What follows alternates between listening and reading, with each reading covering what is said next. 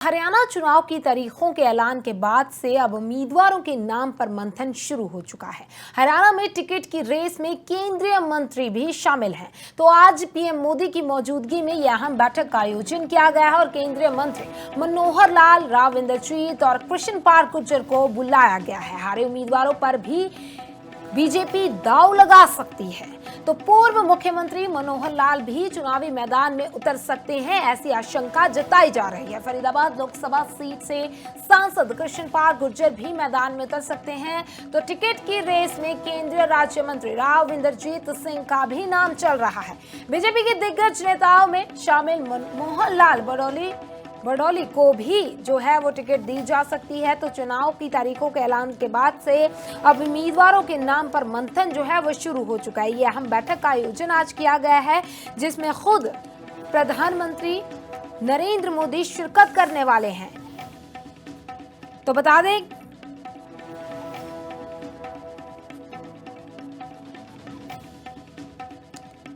तो ज्यादा जानकारी के लिए हमारे साथ सहयोगी लकी इस वक्त फोन लाइन पर जुड़ चुके हैं। लकी, जिस तरह देखा जा रहा है तारीखों के ऐलान के बाद अब उम्मीदवारों के नाम पर चर्चाएं शुरू हो चुकी हैं और मंथन किया जा रहा है और आज इसी के अतिरिक्त जो है वो अहम बैठक भी की जा रही है। क्या कुछ अहम जानकारी? देखिए, हरियाणा में विधानसभा चुनाव की तारीखों का ऐलान होने के बाद से ही उम्मीदवारों के नाम पर मंथन जो है वो शुरू हो चुका है।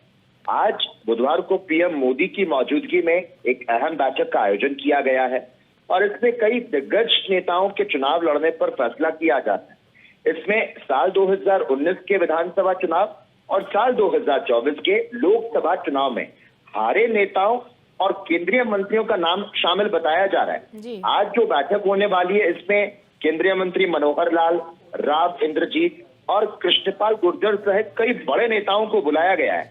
हरियाणा के पूर्व मुख्यमंत्री और केंद्रीय मंत्री मनोहर लाल की अगर बात करें तो वो विधानसभा चुनाव में मैदान में उतर सकते हैं।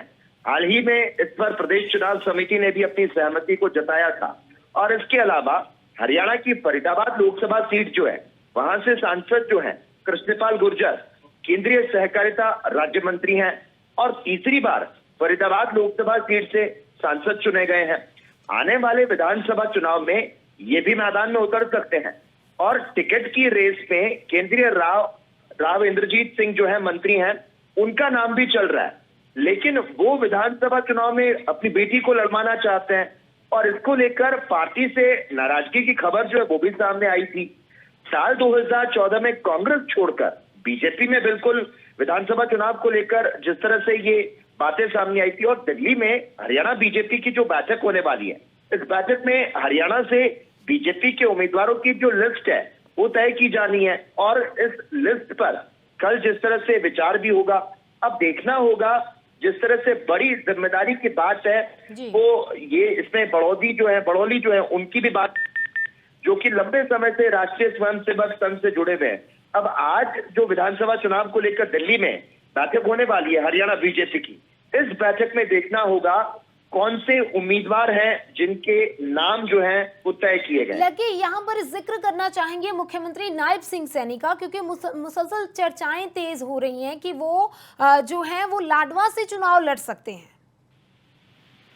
बिल्कुल, देखिए, मुख्यमंत्री नायब सिंह सैनी जो अभी राजधानी दिल्ली में मौजूद हैं, इनको लेकर भी बात कुछ देर में सामने हो पाएगी जब ये बैठक होगी और ये तो कहा जा रहा है कि इनके नाम का जो ऐलान है वो तो होना ही है। जिस तरह से 3 सीटें आरक्षित की गई थी बीजेपी द्वारा, नारायणगढ़ से विधायक रह चुके हैं, करनाल से विधायक हैं, अभी लाडवा विधानसभा का जैसे कि आपने जिक्र किया, तो लाडवा विधानसभा सीट भी ये बताया जा रहा है कि मुख्यमंत्री सैनी के लिए सुरक्षित रखी गई है और इन तीनों सीटों की खास बात जो है वो ये बताई जा रही है, ये तीनों जो सीटें हैं वो सैनी बाहुल्य है।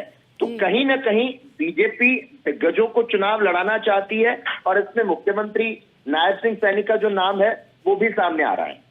जी, बहुत बहुत शुक्रिया लोकेश तमाम जानकारी के लिए। तो टिकट की रेस में केंद्रीय राज्य मंत्री राव इंद्रजीत सिंह का भी नाम शामिल है। तो जल्द ये बैठक जो है वो मुकम्मल होगी, जिसके बाद पहली सूची भी जो है वो सामने आ सकती है।